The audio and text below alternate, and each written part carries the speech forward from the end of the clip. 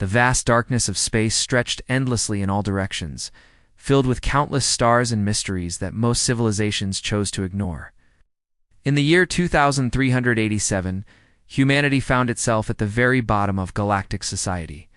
The Galactic Council had labeled Earth as a Tier 7 civilization, which meant they were barely considered worthy of attention by the more advanced species that ruled the galaxy.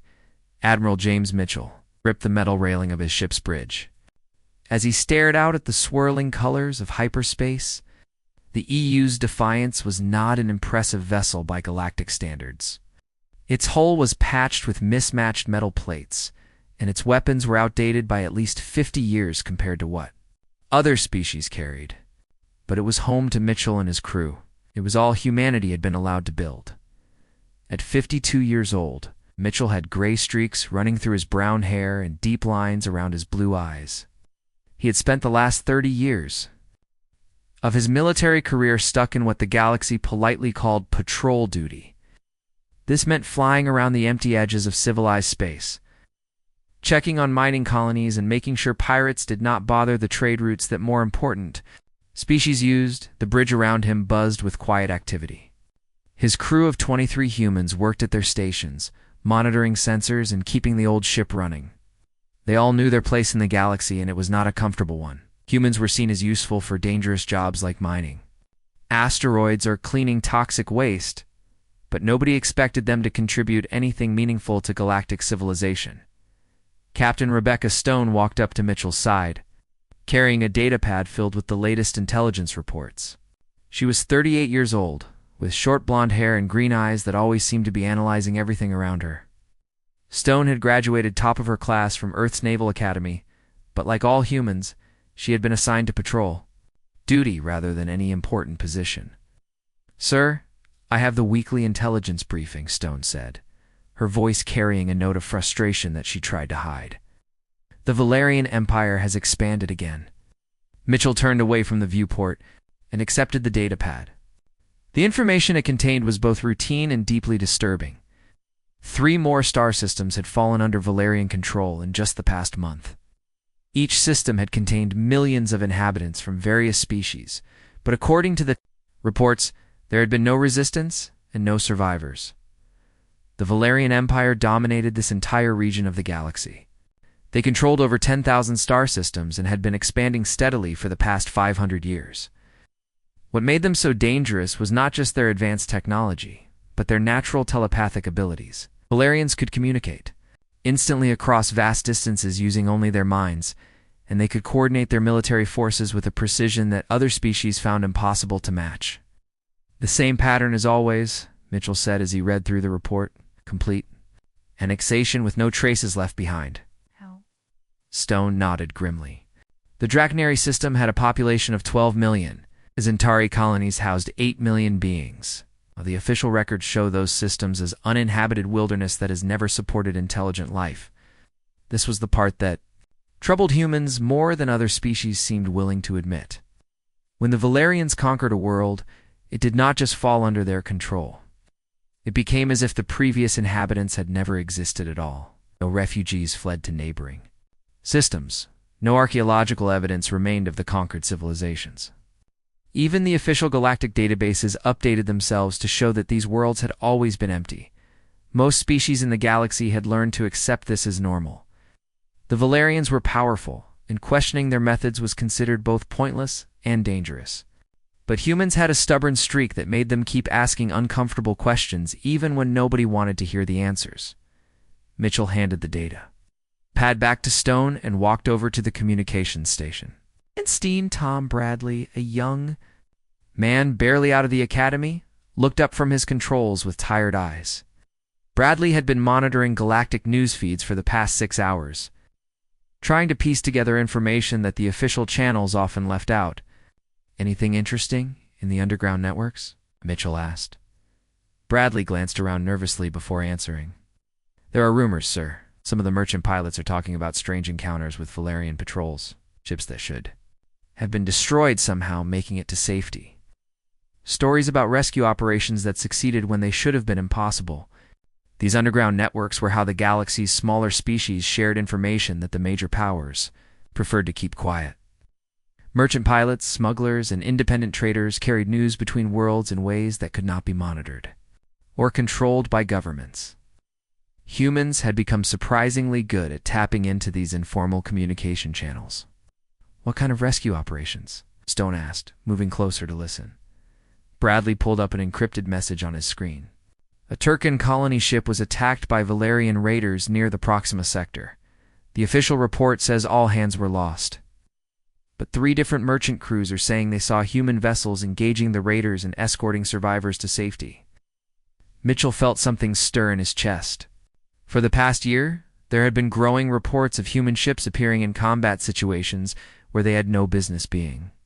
Always small engagements, always against overwhelming odds, and always with outcomes that surprised everyone involved. The problem was that Earth's military command insisted these reports were either mistakes or exaggerations. Humans were not supposed to engage in combat with major galactic powers. Their role was to patrol empty space and avoid causing trouble that might bring unwanted attention to Earth. But Mitchell knew his fellow human commanders, and he suspected that some of them were starting to ignore their orders when innocent lives were at stake. Humans had a peculiar inability to stand by and watch injustice happen. Even when getting involved was clearly suicidal, the ship's alarm suddenly chimed, softly indicating they were approaching their next patrol checkpoint. Lieutenant Sarah Kim at the navigation station called out their position as they dropped out of hyperspace into normal space. What they found waiting for them was a scene that would change everything. A small civilian transport was drifting dead. In space, its hull cracked open and bleeding atmosphere into the void. Around it circled 3 Valerian patrol ships, their sleek black hulls gleaming with weapons that could vaporize the human fleet without effort. The Valerians were methodically destroying the transport's escape pods one by one, ensuring that no survivors could escape to tell anyone what had happened here. Mitchell stared at the scene and felt something fundamental shift inside him. This was exactly the kind of situation where humans were supposed to turn around and report the incident through proper channels.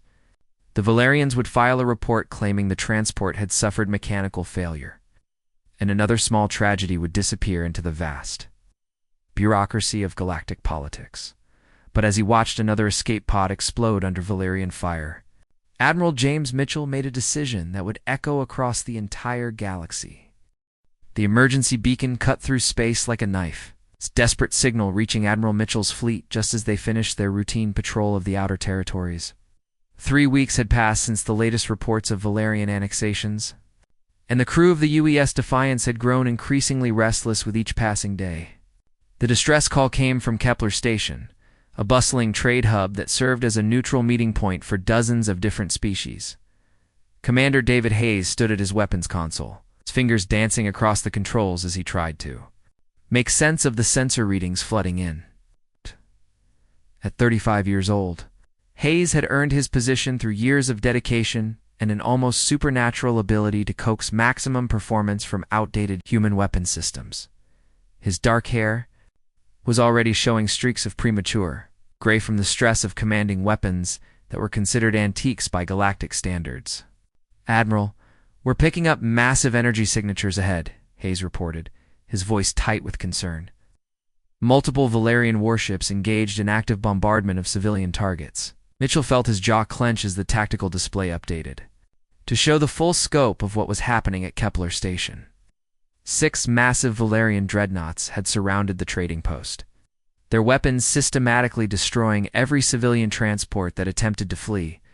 The station itself was already a burning wreck, its rotating sections spinning wildly as atmosphere vented into space through dozens of hull breaches. The evacuation ships were completely defenseless. Most were converted cargo haulers with minimal shielding and no weapons worth mentioning. Their only hope had been to escape before the Valerians could target them individually. But that hope was rapidly disappearing as one after another fell victim to precise weapons fire. "Sir, those are Valerian dreadnoughts," Hayes continued, his voice dropping almost to a whisper. Each one is 5 times the size of our entire fleet. We're looking at enough firepower to sterilize a planet." Mitchell studied the tactical display. With a calm expression that had earned him respect throughout the human fleet, the numbers were starkly clear. His force consisted of 12 aging human vessels, each one patched together with salvaged parts and held together more by determination than proper engineering. The Valerians had 6 ships that represented the pinnacle of galactic military technology. Every regulation, every piece of tactical doctrine, every lesson learned in 30 years of military service told him to turn around and retreat. Smart. Play was to withdraw to a safe distance, observe what happened, and file a detailed report through proper diplomatic channels. That was how the galaxy worked. Smaller species stayed out of the way when the major powers decided to flex their muscles, but as Mitchell watched another civilian transport disintegrate under Valerian fire, something deeper than military training took control of his decision-making process. He thought about the families aboard those ships, parents holding their children as death approached from the darkness of space. He thought about the merchants and traders who had spent their lives building bridges between different species, only to be murdered for the crime of being in the wrong place at the wrong time. All ships. This is Admiral Mitchell, he said into his communication headset. Form up in attack formation, Delta 7. Primary targets are the Valerian shield generators.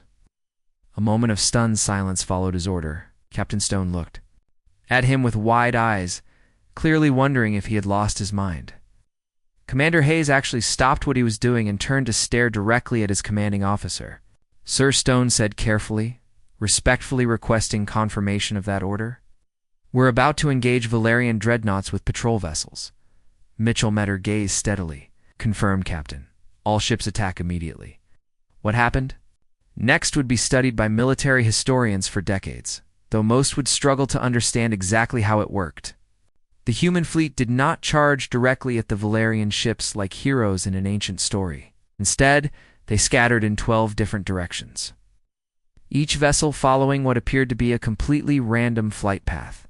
The Valerians initially ignored them entirely. Their telepathic communication networks had identified the approaching ships as human patrol vessels, which meant they posed no meaningful threat. The dreadnought commanders continued their systematic destruction of civilian targets, keeping a few weapons trained on the humans in case they needed to be quickly eliminated. But the human ships did not behave like any military force the Valerians had encountered before. Instead of maintaining formation and following predictable attack patterns, each vessel seemed to be operating according to its own independent plan. The UES Defiance suddenly accelerated directly toward the nearest dreadnought, but then veered away at the last second to attack a completely different target. Commander Hayes had shut down most of his ship's defensive systems and rerouted all available power to the engines and weapons. This was a tactic that no sane military commander would ever attempt, because it left the ship completely vulnerable to return fire. But it also allowed the aging human vessel to move faster than the Valerians had calculated possible. The first Valerian dreadnought to take serious damage was the VWS Dominator. It's a massive ship that had participated in over 100 successful conquests. Hayes managed to slip past its defensive fire and deliver a concentrated burst directly to its primary shield generator. The explosion that followed sent cascading failures throughout the ship's power grid. Meanwhile, the other human vessels were implementing tactics that seemed to border on insanity. The used Resilient actually rammed itself into the side of another dreadnought, its captain apparently deciding that a suicide attack was preferable to watching more civilians die. The collision did surprisingly little damage to the Valerian ship, but it also created a massive debris field that interfered with their targeting sensors. The Valerians tried to coordinate their response using their telepathic links, but they quickly discovered a fundamental problem. Their mental communication was extremely efficient when dealing with logical, predictable opponents who followed established military doctrine, but the humans were not following any doctrine that the Valerians could recognize or anticipate. Captain Lisa Parker of the UES Courage had decided to use her ship's mining equipment as improvised weapons. Her vessel was originally designed for asteroid operations, and its industrial cutting lasers were never intended for combat. But when she focused them on the sensor arrays of a Valerian dreadnought, the results were surprisingly effective. The battle lasted exactly 57 minutes. When it ended, 4 of the 6 Valerian dreadnoughts were either destroyed or severely damaged. and the remaining two were retreating toward the edge of the system. The human fleet had lost 3 ships, but they had accomplished something that should have been impossible. More importantly, it had saved over 40,000 civilian lives from certain death. As news of the impossible victory spread through the galaxy's underground communication networks, something began to change in the way smaller species viewed their place in the galactic order. The news of Admiral Mitchell's victory at Kepler Station spread through the galaxy like wildfire, carried by merchant ships and smugglers who whispered the story in every port and trading post.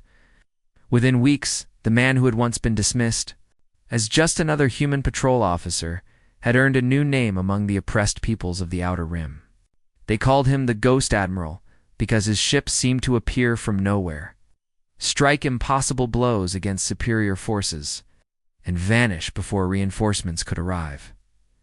In the gleaming towers of the Valerian capital world, military commanders gathered in emergency session to discuss what they considered an annoying but minor problem. The humans had somehow managed to interfere with one of their operations, but surely this was just a lucky accident that could be easily corrected. They decided to teach humanity a lesson that would ensure no other species would dare to follow. Their example, the target they chose was New Texas, a modest human colony world with a population of just under 2 million people. It was far from Earth and had minimal defenses, making it perfect for demonstrating what happened to species that dared to challenge Valerian authority. The attack force they assembled was massive by any reasonable standard: 50 warships, 100,000 elite troops, and enough firepower to reduce the entire planet to radioactive ash. Colonel Lisa Bennett stood on the observation deck of the Colonial Defense Headquarters, watching the first wave of Valerian dropships descend through the atmosphere like dark clouds blotting out the sun. At 41 years old, she had spent most of her military career training for a battle that everyone assumed would never come. Human colonies were supposed to be safe from major conflicts because they were too unimportant for anyone to bother attacking. Bennett had short red hair and green eyes that reflected a determination born from years of frontier life. She had grown up on New Texas, working on her family's farm before joining the Colonial Defense Force. Like most humans on the Outer Rim colonies, she had learned to make do with whatever resources were available and to never give up when things looked hopeless. All units, this is Colonel Bennett. She spoke into her communication device. Hey, Valerians are coming down hard and fast. Remember what we practiced? No fixed positions, no predictable patterns, to make them chase ghosts. The Valerian invasion force expected to face a conventional defensive battle. Their tactical computers had calculated how many human soldiers would be stationed at key locations like the spaceport, the power plants, and the government buildings. They had planned precise strikes that would eliminate organized resistance. Within the first 6 hours of the assault, what they encountered instead was something their military doctrine had never prepared them for. As the first dropships landed, they came under attack not just from human soldiers, but from farmers using modified tractors as armored vehicles. Construction workers had converted their heavy machinery into improvised weapons platforms. Elderly civilians appeared at unexpected moments to take shots at Valerian troops before disappearing into the network of underground tunnels that connected every major settlement. The Valerians had studied human military tactics and believed they understood how this species fought. But they had never considered the possibility that human civilians would refuse to behave like civilians during wartime. On New Texas, every person above the age of 16 carried weapons and knew how to use them. Seemed to be operating according to some shared understanding that required no formal communication or coordination, Captain. Marcus Thompson led a squad of Valerian elite troops through the streets of New Austin, the colony's largest city. His soldiers were equipped with powered armor and weapons that could level city blocks. But they found themselves constantly under attack from enemies they could barely see. Human defenders would appear from manholes, take a few shots, and vanish underground before return fire could reach them. Command, this is Thompson, he reported through his helmet communicator. We've secured the commercial district, but we're taking continuous casualties from unknown positions. These humans don't fight like any military force I've encountered. What Thompson could not understand was that the humans were not fighting. like a military force because they were not thinking like one.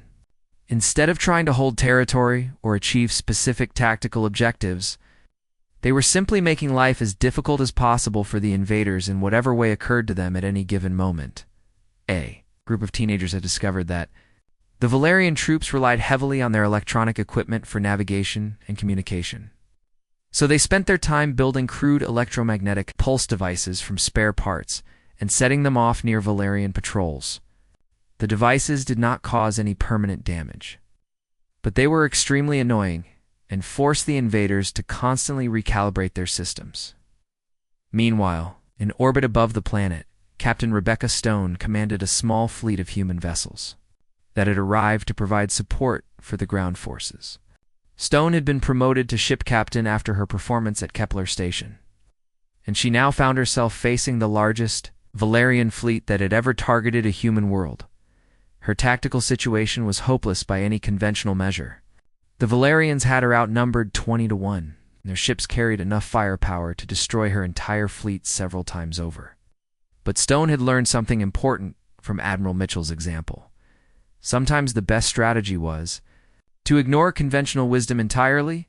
All ships, scatter formation, she ordered.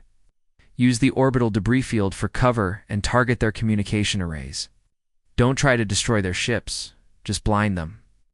The space around New Texas was filled with the remains of old mining operations and abandoned satellites, creating a complex environment that favored smaller, more maneuverable vessels. Stone's ships dove into this maze of metal and rock, using it to break up the Valerian formation and force them into individual duels where superior numbers meant less. Back on Earth, Dr. Robert Hayes was making discoveries that would change everything. Humanity thought they knew about their enemy. Working in a secure research facility beneath the Swiss Alps, he had spent months analyzing data recovered from the sites of vanished civilizations. What he found defied everything the galaxy believed about how conquest and warfare worked. The quantum signatures are unmistakable, he explained to Professor Mary Williams, as they stood before a massive holographic display showing the molecular structure of empty space. These aren't archaeological sites at all. They're places where matter itself has been fundamentally altered at the subatomic level. Williams studied the data with growing horror. As one of Earth's leading experts in quantum physics, she understood the implications of what Hayes had discovered better than most people could. You're saying they have technology that can retroactively erase things from existence? Hayes nodded. Grimly, not just erase them, make it so they never existed in the first place. That's why there are no ruins, no survivors, no historical records. These civilizations have been deleted from reality itself. The question that terrified them both was obvious. If the Valerians possessed such ultimate power, why had they not already used it on humanity? Agent Michael Torres crouched in the shadows of a maintenance tunnel beneath the Valerian capital city, listening to the soft hum of alien machinery that surrounded him on all sides. For 3 months he had lived among the enemy using forged identification documents and carefully practiced mannerisms to blend in with the countless service workers who kept the massive city functioning. His dark skin and average height helped him disappear among the diverse population of conquered species that the Valerians use for manual labor. Torres had volunteered for this mission knowing that discovery would mean certain death, but someone needed to gather intelligence about how the Valerian Empire actually operated. Earth's military leaders were fighting blind, making decisions based on incomplete information and outdated assumptions about their enemies' capabilities and motivations. The breakthrough came when Torres managed to access a restricted area deep beneath the Imperial Palace. Using skills learned from years of intelligence work, he'd convinced a maintenance supervisor that he was assigned to repair environmental systems in the lower levels. What he found there challenged everything humanity believed about the Valerians. The chamber was enormous, stretching away into darkness beyond the reach of his small flashlight. The walls were lined with thousands of cylindrical containers, each one filled with a glowing blue liquid that pulsed with its own internal rhythm. Inside each container floated what appeared to be a Valerian citizen. But closer examination revealed something far more disturbing. The beings in the containers were not sleeping or healing. They were being slowly consumed from within by thread-like organisms that moved through their bodies like living networks of wire. The parasites were clearly visible through the transparent skin of their hosts, growing larger and more complex as they fed on whatever energy they drew from the Valerian nervous systems. Torres activated his recording equipment and began documenting everything he could see. The implications were staggering. These were not medical facilities or hibernation chambers. They were feeding stations for creatures that had turned an entire civilization into their food source: intelligence. Officer Sandra Martinez received Torres's encrypted transmission while working from a safe house on the Valerian frontier world of Nexus Prime at 32 years old. Martinez had built her reputation on an ability to piece together complex puzzles from seemingly unrelated fragments of information. But the data Torres was sending challenged her understanding of how entire galactic civilizations could function. "Command, this is Martinez," she spoke into her secure communicator. "Torres has found something that changes everything.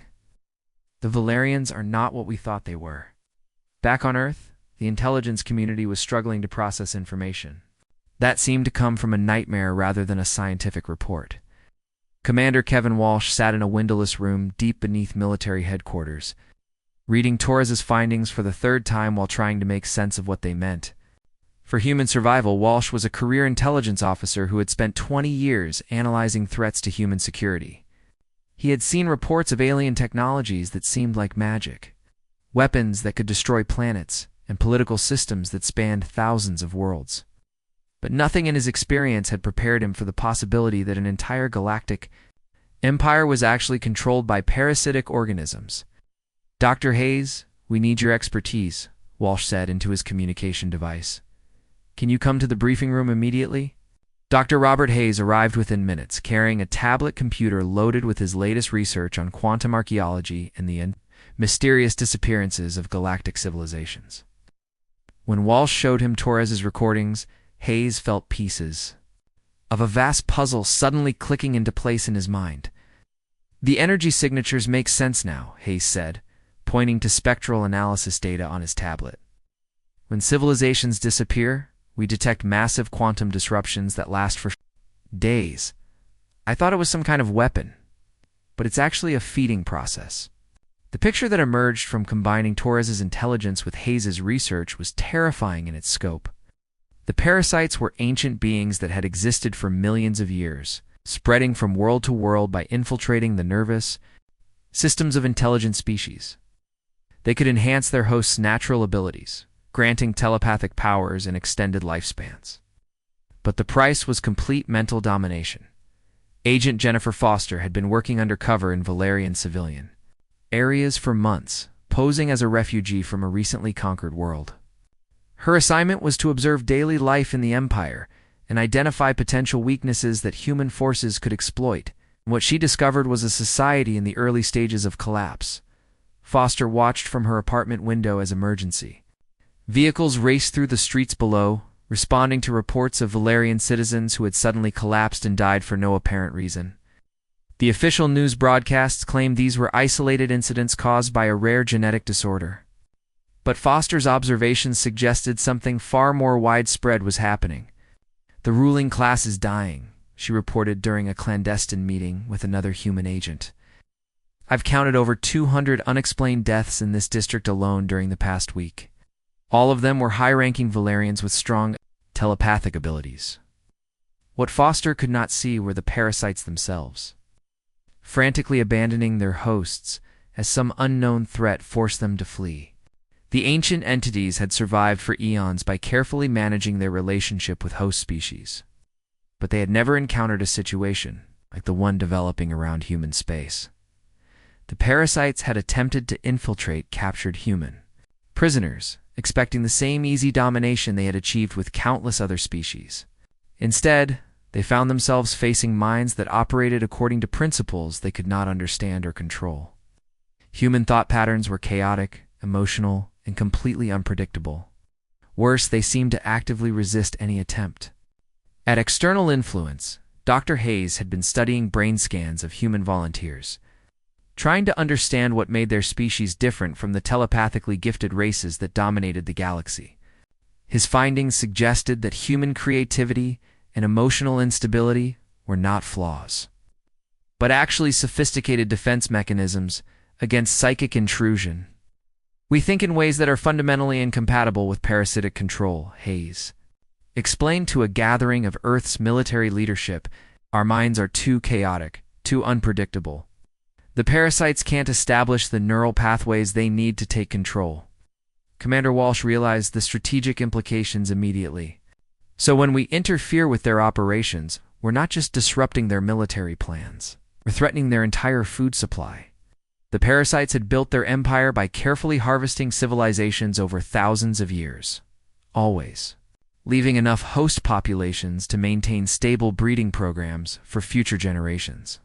But humans represented something they had never encountered, a species that was completely immune to their control and actively hostile to their continued existence. As reports came in of more Valerian worlds experiencing mysterious die-offs among their leadership, it became clear that the mighty empire was beginning to crumble from within. The parasites were abandoning their hosts en masse, fleeing toward the galactic core in search of safer feeding grounds. But for the first time in their ancient existence, they were running from prey rather than predator. The war that would topple the mightiest empire in galactic history began not with explosions or massive battles, but with a quiet meeting in a conference room deep beneath Earth's military headquarters. Dr. Robert Hayes stood before a holographic display showing the complex network of telepathic connections that held Valerian society together, while tech specialist Amanda Cooper highlighted the weak points they had identified in the enemy's communication systems. Cooper was a brilliant woman in her early 30s who had spent her career working with outdated human computer systems that other species considered laughably primitive. Her short brown hair was often messy from long hours spent hunched over circuit boards, and her blue eyes held the intense focus of someone who understood that the smallest technical detail could determine the fate of entire worlds. The Valerians have built everything around their telepathic abilities. Cooper explained to the assembled Earth Defense Council, their power grids, transportation networks, even their basic government functions all depend on psychic coordination. Between the parasites that control their leaders, General Patricia Clark leaned forward in her chair, studying the data with the careful attention of someone who had spent decades planning for conflicts that everyone hoped would never come. At 58 years old, she was one of Earth's most experienced military commanders, and she had learned to find opportunity in situations that others saw as hopeless. "What are you proposing?" Clark asked. Hayes stepped forward to answer. "We don't need to destroy their fleets or invade their worlds. We just need to introduce enough chaos into their systems that the parasites can't maintain control over their hosts." The plan that emerged from weeks of careful preparation was unlike anything in military history. Instead of assembling massive invasion forces, Earth would deploy small teams of specialists armed with outdated computers and primitive communication equipment that the Valerians would never suspect could threaten their advanced civilization. Captain Brian Murphy commanded the first wave of this unconventional assault. His fleet consisted of 12 aging human vessels that had been modified with additional computer systems and electronic warfare equipment. At 41 years old, Murphy had earned his reputation by coaxing maximum performance from ships that should have been scrapped years earlier. Murphy's mission was to penetrate deep into Valerian space without being detected, then launch coordinated attacks against their communication networks and data storage facilities. The key was to avoid direct military engagement while causing maximum disruption to the telepathic networks that held their society together. "Remember, we're not trying to win battles," Murphy told his crew as they prepared for departure. "We're trying to cause confusion, break their coordination, and make their parasites panic." The first target was a major communication hub in the Altair system, a massive space station that served as a relay point for telepathic messages across dozens of worlds. Murphy's ships approached using flight paths that mimicked commercial traffic, their outdated engines producing energy signatures that Valerian sensors dismissed as irrelevant background noise. Lieutenant Sarah Kim piloted Murphy's flagship through the complex approach to the station, using navigation techniques that relied on manual calculations rather than computer automation. The Valerians had learned to monitor and intercept electronic communications, but they had never developed defenses against opponents who still used paper charts and slide rules. When the attack began, it came not from weapons fire but from carefully crafted computer viruses that human programmers had designed to exploit weaknesses in Valerian software. The viruses were crude by galactic standards, written in programming languages that other species considered obsolete, but they were specifically designed to cause chaos rather than achieve specific objectives. The effect was immediate and devastating. The communication hub's telepathic amplifiers began broadcasting random noise instead of coherent messages. Emergency systems activated and deactivated randomly. Most importantly, the parasites controlling the station's Valerian crew found themselves unable to coordinate their responses to the crisis. Meanwhile, Lieutenant Colonel Nancy Phillips was coordinating similar operations across dozens of Valerian worlds. Phillips was a specialist in unconventional warfare who had studied every successful resistance movement in human history. She understood that the most effective way to defeat a superior enemy was to make them defeat themselves. Her teams used tactics that the galaxy had never seen before. They spread false information through Valerian communication networks, creating rumors and conspiracy theories that undermined trust between different parts of the Empire. They hacked into entertainment systems to broadcast confusing messages that disrupted the telepathic harmony. The parasites needed to maintain control. Most effective of all were what human strategists called mimetic attacks, weaponized ideas, that spread through Valerian society like a virus. Human psychologists had identified concepts that were fundamentally disturbing to minds accustomed to telepathic unity. Ideas about individual freedom, personal choice, and resistance to authority spread through Valerian populations, causing increasing numbers of hosts to question the voices in their heads. Agent Michael Torres, still working undercover in the Valerian capital, watched the Empire's collapse unfold from the inside.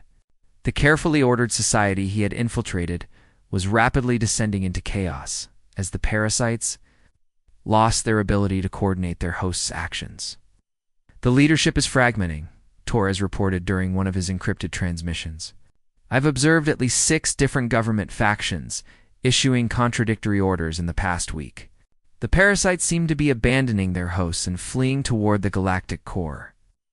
The collapse accelerated as human attacks spread throughout Valerian space. Captain Jennifer Foster, now commanding her own vessel, led raids against data storage facilities that contained the Empire's historical records. Each successful attack erased more evidence of the civilizations the Valerians had consumed, causing those lost worlds to spontaneously reappear on galactic maps. The quantum dissolution, technology that had been used to erase conquered species, required constant maintenance and telepathic coordination to remain stable. As the parasites fled their hosts, the carefully maintained energy fields that kept vanished, civilizations in non-existence began to collapse. Dr. Hayes monitored these quantum fluctuations from his laboratory on Earth, watching in amazement as entire star systems that had been deleted from reality slowly faded back into existence. "It's like watching history rewrite itself," he told his colleagues. "Civilizations that were erased centuries ago are returning to normal spacetime." Within 6 months of the campaign's beginning, the Valerian Empire had effectively ceased to exist.